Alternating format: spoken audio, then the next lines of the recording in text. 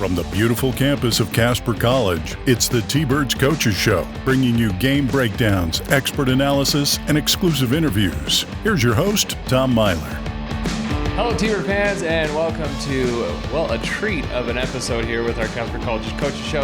Today, joining us for the first time ever in the studio, and just ever for a rodeo coach, Coach Faith Anders. Welcome to the studio. Thank you. Happy to be here. Thanks for having me. It is a pleasure for sure. I mean, this is the first time we've ever had a rodeo coaches show. And of course, since you're the new rodeo coach, it's the first time you've ever been here. And I think the fans should be really excited to get kind of a behind the scenes look of rodeo.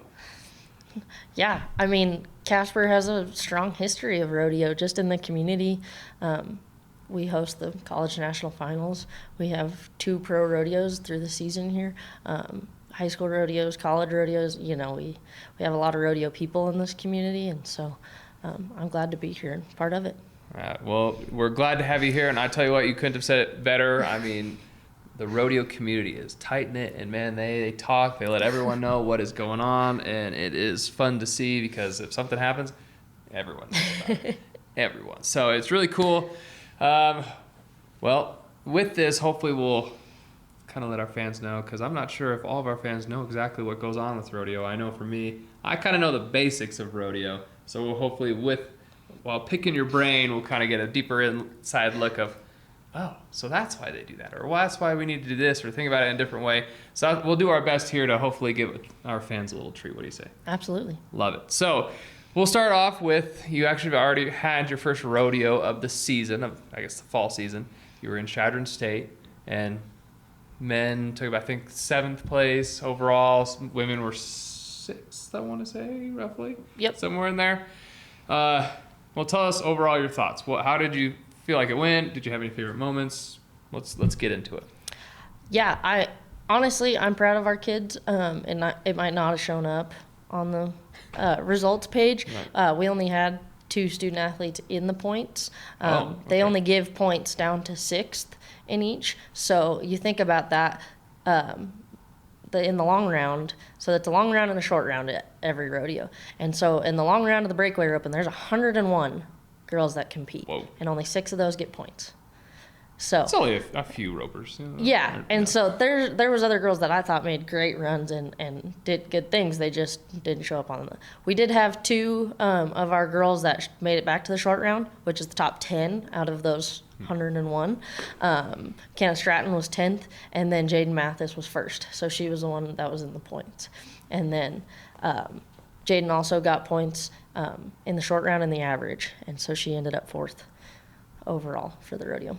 I love it. I mean, it's great to hear. I know it's nothing against our women. Just it's been a while since we've kind of really seen some of our women be up there. And even just getting points with the top 6. Last year we've obviously had that national champion, bareback. I think it was bareback. Saddle bronc. There you go. Thank you. The bareback rider was from this region, though. Yes. Yeah. So it was nice to see, but it's a lot of fun when you can get both teams doing well. I mean, any sport, when you have both teams performing well, I feel like it just kind of elevates the program and you support one another and keep going. Absolutely. And Cooper Jones on the men's side really had a strong showing this past week at Chadron. He came out and just made 2 super solid runs, has a great healer from University of Wyoming behind him. They made 2 picture perfect smooth runs, and they won the rodeo, and so he was our point getter on the men's side. Yeah, absolutely. So this is actually something, I'm glad you brought this up, because I did see that he was the header and he did, obviously won it, but he was with a University of Wyoming guy. Come on. Yep. Like, what is this? Why can't he find some Casper College guy and win this one? It's selfishly, you want Casper and Casper to rope together. You can double dip in points, but sometimes people just rope better with other people. And I would rather, if you have a partner that you feel comfortable with and you feel more confident with, I'd rather you rope with them than someone on our team that you don't feel as confident, and that's going to affect your performance as well. Well, that is cool that they let you do that, but it's my always been question is like, well, how do they practice together? They don't. Nope. So do they just show up and like, all right, dude, I'm going to do my job, you do your job, we'll get it done? Yeah, we rodeo all through the summer. Rodeo's a year-round thing. Unlike other sports, we rodeo in other associations. You're not just playing basketball with a team. You can go rodeo. There's actually a kid that might be entered in another rodeo during a college rodeo, and they travel back and forth between them or try and figure out how to hit multiple. So especially for team ropers, they're roping with different people all the time. And so, like, at the pro rodeos, you don't get to practice between pro rodeos most of the time anyways. And so you're just bouncing from rodeo to rodeo. So you're telling me you've already kind of have to be pretty good at what you do, and then you got to go and perform. Yeah. Darn it. So, well, there goes my hopes fans. I'd probably be more of a steer wrestler. We still have practice. Right. We absolutely train and get better, but it's more about what your job is. Right. Well, I'm glad also, once again, it's a great segue.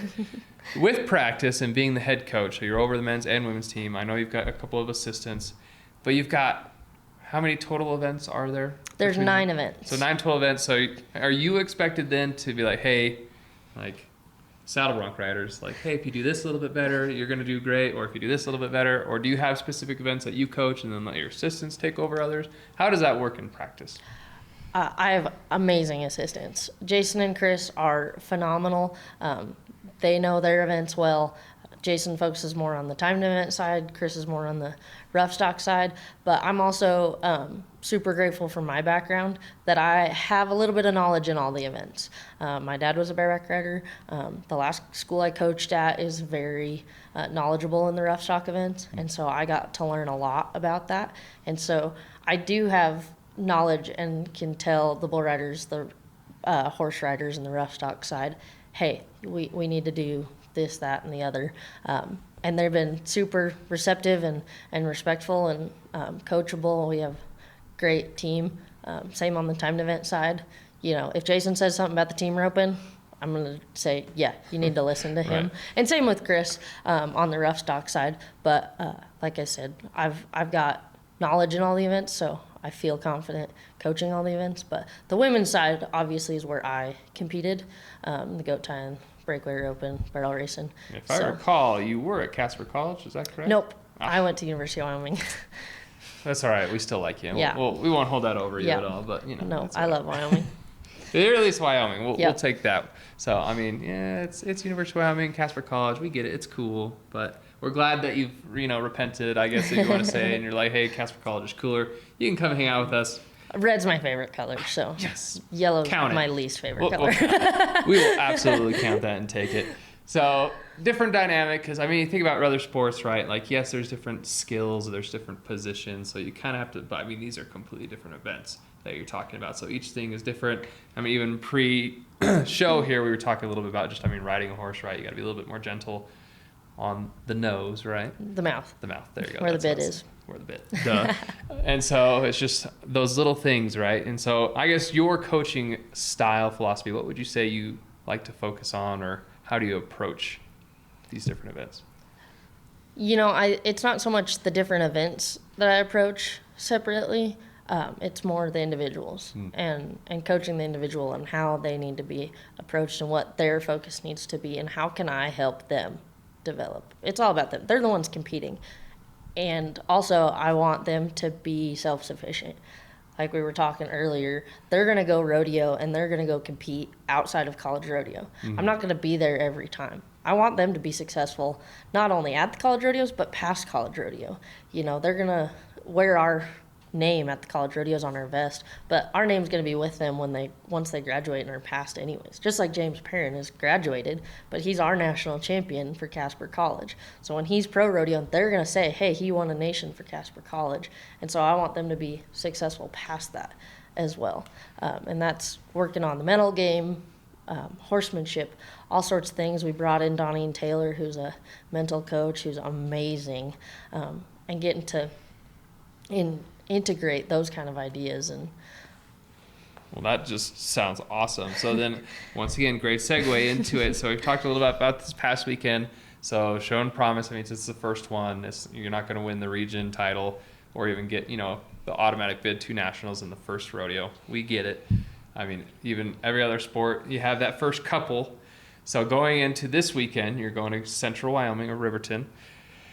What are you doing to help prepare your athletes?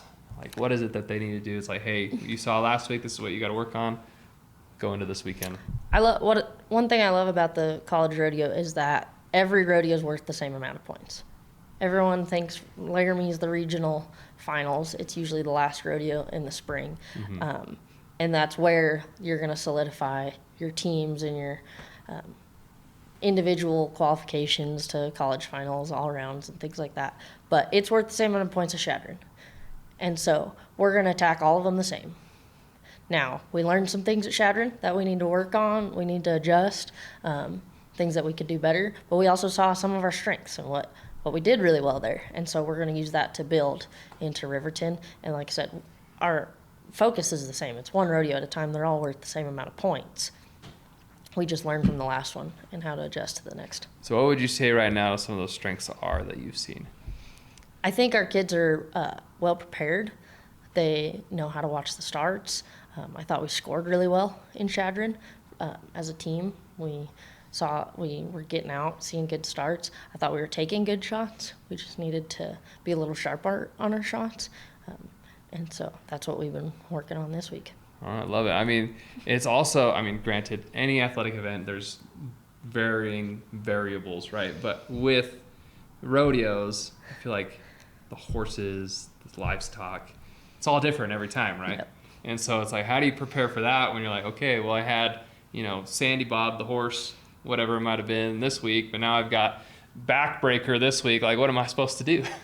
Yeah, it's something that we really work on as a team, as a coach, and I think it helps us in life outside of the rodeo arena. But focus on what you can control, because there's so many things you can't control. The variables are going to outweigh you in everything. I mean, even a basketball court to a different basketball court, it's going to change, but it's going to be relatively a lot closer than our dirt in the arena. And Right. We're outside, so weather is a factor, and wind. We're in Wyoming. That's inevitable. We're going to have to deal with that and things of that sort. So when we focus on just what we can control, that's where our power comes from.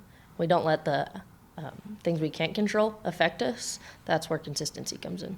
So, well spoken, like a seasoned coach right there, coach. So it's great to hear. We're excited. I don't know if you want to go watch them in person. Obviously, they're in Riverton. I don't know. They should do some sort of live stream. Is that? I know we do a live stream because we're kind of a big deal. I have no idea.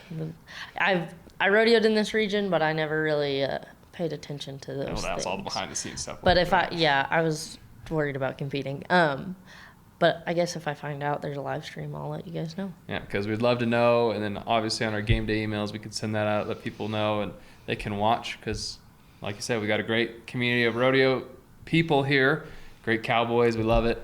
We just love to watch rodeo. So if we can support you in any way, we'd love to do it. We love it. All right. Thank you. Well, fans, thanks for joining in and for a historic moment with rodeo. But as always, we will see you next time.